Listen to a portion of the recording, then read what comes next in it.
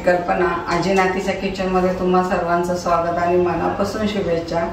तर थंडीचे दिवस असं गरमागरम काहीतरी खाऊशी वाटतं, मग घरीच बाहेर असं मिळतं असं पुलाव मी दाखवणार आहे.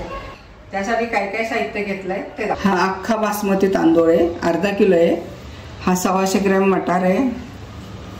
हा 125 ग्रॅमच फ्लावर घेतलाय. हे 2 मोठे कांदे उभे चिरून घेतलेत. हे 1 गाजर आहे, ढोबळी आणि फोडणीसाठी लागणारं हे घरी केलेलं तूप आहे. साखर आहे, तेजपत्ता, मीठ. हे 1 मोठं इंच आलं घेतलेलं आहे. 1 मोठी लसणाची 1 मोठी कांडी आहे. ही दालचिनी आहे, चक्री फूल आणि मसाला वेलची आहे. ह्याच्यात काळी मिरी आणि हिरवी वेलची आहे, चहात घालतो ती. ह्या लवंगा आहेत आणि हे मनुके आणि काजू. चला आता आपण पुलावा करायला घेऊ. त्याच्या आधी मी हे अख्खा बासमती तांदूळ आहे आणि 15 ते 20 मिनिटं असं पाण्यात ठेवायचा. हा तांदूळ भात छान होतो. आता आपण चांगला धुवून घेणार आहे आणि 15 ते 20 मिनिटं पाण्यातच ठेवणार आहे. स्वच्छ धुवून 15 ते 20 मिनिटं पाण्यात ठेवला होता. तो हा भिजल्यानंतर असा तांदूळ होतो. ह्याला पाणी कमी लागतं कारण हा 15 ते 20 मिनिटं पाण्यात भिजलेला असतो, म्हणून ह्याला पाणी कमी टाकतं. चला आता आपण पुलावा करायला घेऊ. आपण जे तूप घेतलं होतं ते सगळं मी टाकलंय. आता हे गरम करायला ठेवलं आहे मी कुकर. ते तूप येतं आहे तोपर्यंत आपण जे आलं आणि लसूण घेतलं होतं ते मिक्सर बंद काढून घेऊ. पहिलं आलं टाकणार आहे, लसूण. चला इथं आपण आलं लसूण बारीक करून घेतलेलं आहे. आता आपण यांना पुलाव्याची फोडणी घालायला घेऊ. आपण जो कांदा चिरून घेतलाय तो घालणार आहे पहिला.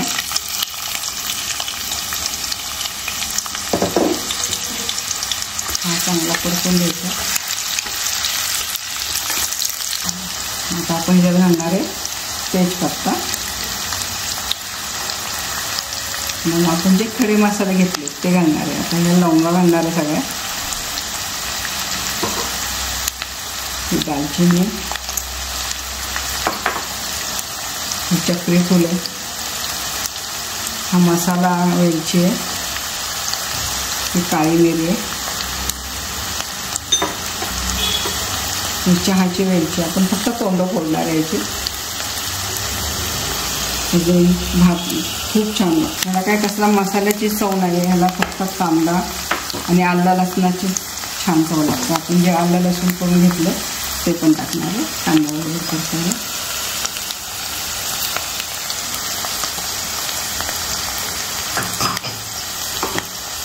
छान परतून घ्यायचं आपलं कांदा आलं लसूण सगळे मसाले.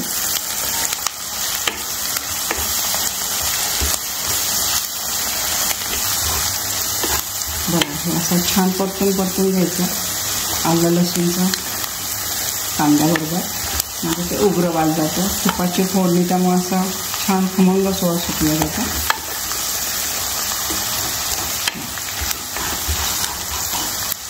हे मसाले कांदा आणि आलं लसूण छान परतून झाले. आपल्याला जास्त तांबूस रंगावर नाही करायचा कारण आपला पुलाव आहे ना, तर त्याचा रंग असा पांढरा दिसला पाहिजे. हे जास्त परतायचं नाही आहे. आपण जो तांदूळ 15 ते 20 मिनिटं भिजवला होता आधी तो टाकून घेणार आहे आपण.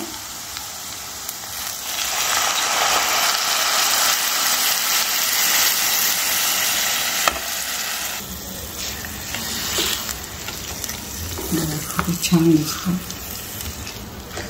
आपल्याला भाज्या वगैरे काय असं परतून नव्हतं घ्यायच्या, आता त्या भाज्या आपण वरनं टाकणार आहे. आणि तांदूळ भिजल्यामुळे याला पाणी खूप कमी लागतं. पाण्याचं प्रमाण सांगते मी कसं घ्यायचं ते. आता ना भाज्या टाकायला घेऊ सगळ्या. हा पहिला टाकणार आहे मटार,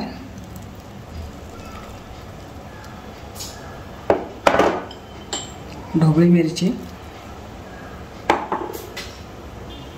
गाजर आणि हा फ्लावर.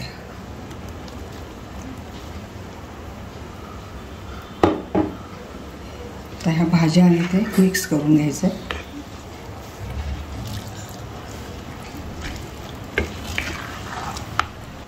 बघा एकसारखं केवढा कलर छान आलेला आहे सगळ्या भाज्यांचा. ते आता आपण घेतलेले हे मनुके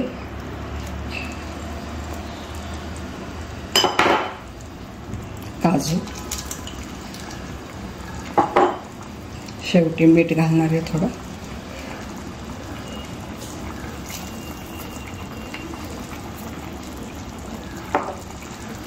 आणि साखर. तर तुम्हाला पाण्याचं प्रमाण सांगायचं होतं. तर हे आपलं जे तांदूळ भिजवलेलं पाणी होतं तेच आपण टाकलेलं याच्यात. तर ह्याला थोडं कमी पाणी लागतं.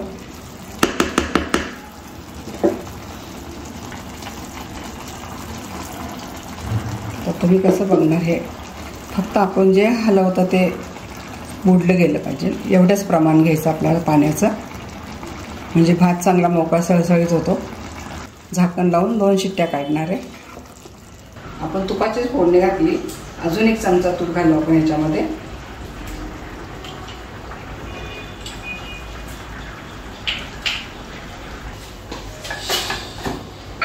दोन शिट्ट्यामध्येच हा भात होतो चांगला. चला आता पुलावाच्या 2 शिट्ट्या काढून झाल्या. पुलावा कसा झाला तो पाहूया आपण.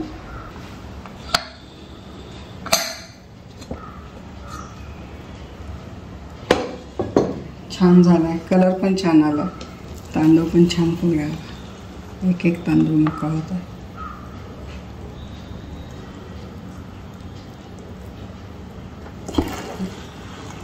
ज्या प्रमाणात सांगितलं पाणी त्या प्रमाणात टाकलं की व्यवस्थित भात होतो. चला आपण आता प्लेटमध्ये काढू.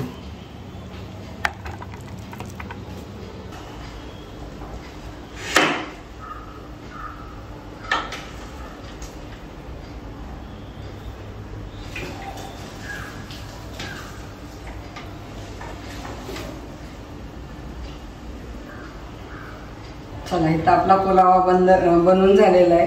कलर पण किती छान आलाय, पांढरा शुभ्र, आणि दिसायलाच किती छान दिसतं बघा. आणि एकदम छान झालाय भात, असा घमघमाट सुटलाय. सगळे मसाले तूप नुसता तुपात केलेला आहे. चला, तुम्हाला जर ही रेसिपी आवडली असेल तर लाईक करा, कमेंट करा, सबस्क्राईब करा. पुन्हा भेटूया अशाच नवीन नवीन पारंपरिक पदार्थाबरोबर. तोपर्यंत संत तुकाराम महाराज म्हणतात, मन करा रे प्रसन्न सर्व सिद्धीचे कारण.